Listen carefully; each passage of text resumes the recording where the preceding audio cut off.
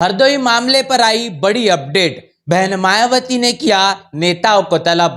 बसपा आई action mode में। जी हाँ दोस्तों, आपने बिल्कुल सही सुना। मैं हूं पराग महेंद्र, आप देख रहे हैं नेशनल चौपाल। देश में चुनावी माहौल है और ऐसे में जिस तरीके से तमाम पोलिंग बूथों पर जो कहने के रवैया देखा जा रहा है, कई पोलिंग बूथों पर जिस तरीके से वातावरण निर्माण किया जा रहा है, सुरक्षा बल तैनात होने के बावजूद भी ऐसी तमाम वारदातें निकल कर आ रही है जिसकी कल्पना नहीं की जा सकती। और ऐसे ही वारदात उत्तर प्रदेश के हरदोई लोकसभा सीट से निकल कर आ रही है। हरदोई के गनीपुर गांव में जो वारदात निकल कर आई, जहां पर देखा गया कि बहुजन समाज पार्टी के जो पोलिंग बूथ एजेंट है, पोलिंग बूथ एजेंट को जिस तरीके से भारतीय जनता पार्टी के जो नेताओं ने कहे या फिर उनके गुंडों ने कहे, जिस तरीके से चुनाव पूरा होने के बाद तकरीबन 7:30 बजे बहुजन समाज पार्टी का जो पोलिंग बूथ अपने घर की ओर जब निकलने के लिए रास्ते पर निकलता है, तब उसको रास्ते में ही पकड़कर घेर लिया जाता है और इतनी दरंदगी तरीके से लाठी डंडे बरसाए जाते हैं कि कहने की उन्हें अधमरा कर दिया जाता है। इस खबर को लेकर अब सनसनी फैल चुकी है। गांव में तनाव का माहौल है। लगातार बहुजन समाज पार्टी के नेता पदाधिकारियों के जरिए इस पूरे के पूरे मामले पर प्रतिक्रिया दी जा रही है और कहीं न कहीं सूत्रों के हवाले से खबर निकल कर आ रही कि इस मामले पर बहन मायावती ने भी पूरी तरीके से संज्ञान लेते हुए बहुजन समाज पार्टी के तमाम नेताओं को आगाह किया है और मसले को पूरे जांच पड़ताल कर इस पर सही तरीके से कार्रवाई करने की भी तमाम बड़ी अपील और संदेश बहन मायावती ने पहुंचाया है। और इस पूरे मसले पर जिस तरीके से बहुजन समाज पार्टी अब पूरी तरीके से एक्शन मोड में आ रही है।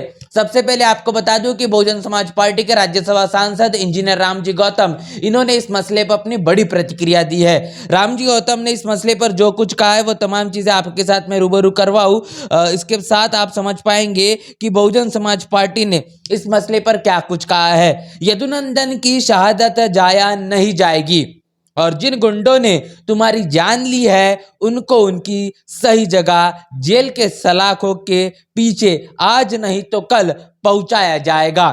और यह लोग कितना भी रोक ले, लेकिन बाबा साहब का यह कारवा रुकने वाला नहीं।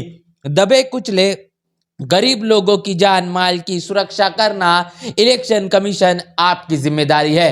तो जिस तरीके से बहुजन समाज पार्टी के राज्यसभा सांसद इंजीनियर रामजी गौतम ने इस पूरे मसले पर जो अपनी बड़ी प्रतिक्रिया देते हुए कहा है कि जो शहादत जिस तरीके से बहुजन समाज पार्टी के पोलिंग बूथ एजेंट इनकी गई है, जिनका नाम यदुनंदन बताया जा रहा है, और भारतीय जनता पार्टी के गुंडों के जरिए इस पूरी वारदात को अंजाम देने का काम किया गया है। और इलाज के दौरान जिस तरीके से यदुनंदन अपनी जान को गंवा देते हैं, इनकी इस जान को ऐसे ही जाया नहीं दिया जाएगा। जो दोषी है, जो आरोपी है, इनको सलाखों के पीछे आज न कल बिल्कुल डालने का काम बहुजन समाज पार्टी के जरिए किया जाएगा। इसकी पुरजोर कोशिश होगी।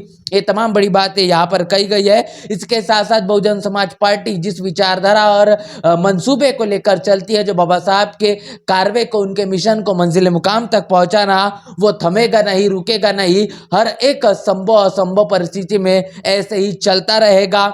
इस देश के अंदर में तमाम दबे कुचले और गरीब लोगों की जानमाल की सुरक्षा करना इलेक्शन कमीशन की जिम्मेदारी है। ये तमाम बड़ी बातें इंजीनियर रामजी गौतम ने कही है। इसके साथ साथ इस मसले का संज्ञान लेते हुए बहुजन समाज पार्टी के जो हरदोई लोकसभा क्षेत्र के जो प्रत्याशी है, इसी के साथ साथ लोकसभा सीट के साथ साथ जो जिले के जिलाध्यक्ष है, प्रभारी है, वो भी अस्पताल पहुंचकर यदुनंदन बहुजन समाज पार्टी के पोलिंग बूथ एजेंट का हाल देखने के लिए जब वहां पर पहुंचते हैं, और इसके साथ साथ जब पता पड़ता है कि इलाज के दौरान यदुनंदन ने दम तोड़ दिया, परिवारजनों से मुलाकात करने का काम किया। क्या जब यदुनंदन को जब पिटाई उनकी हो रही थी, जब उन पर लाठी डंडे बरसाए जा रहे थे, जब परिजन उन्होंने इस पूरे मसले को रोकने की कोशिश की, तो परिवार के लोगों पर भी लाठे डंडे बरसाए गए, उनको भी पीटा गया है। ये तमाम खबरें, ये तमाम जो बातें परिवारजनों के जरिए बहुजन समाज पार्टी के नेताओं को जानकारी दी गई है, बताया गया है। और इसके साथ साथ इस मसले का संज्ञान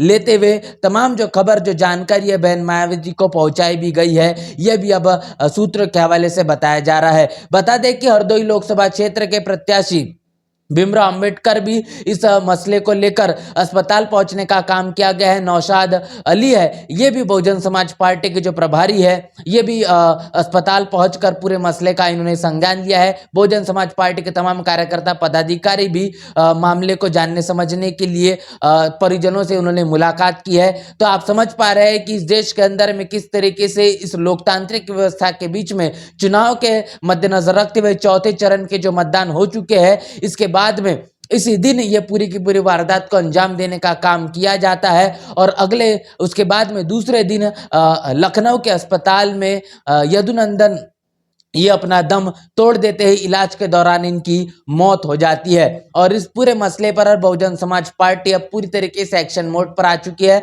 लगातार इनके नेता और पदाधिकारियों के माध्यम से अब प्रतिक्रिया भी दे दी गई है और परिजनों से भी मुलाकात की गई है। अब ये देखना दिलचस्प होगा कि इस मसले पर किस तरीके से आगे बहुजन समाज पार्टी अपनी लड़ाई लड़ती है, कैसे अपने पोलिंग बूथ को एजेंट को यहाँ पर न्याय दिलाने का काम करती है। इस पूरे के पूरे मसले पर आपकी क्या राय है, प्रतिक्रिया क्या है, लिखकर कमेंट बॉक्स में हमें जरूर बताएं। बने रहे नेशनल चौपाल के साथ, मिलते हैं वीडियो में, तब तक के लिए जय भीम जय भारत। नेशनल चौपाल लगातार मनुवादी ताकतों के खिलाफ काम कर रहा है और काम करते रहेगा। बहुजन समाज से जुड़े और उसके आंदोलन से जुड़े हर खबरों को आप तक पहुंचाते रहेगा। लेकिन हमारे साधन संसाधन की कमी के कारण हम इस लड़ाई में कमजोर हो रहे हैं। आप तमाम साथियों से हम अनुरोध करते हैं कि नेशनल चौपाल को बचाइए, हमें आर्थिक सहयोग करें और हमें मजबूती प्रदान करें। जय भीम जय भारत।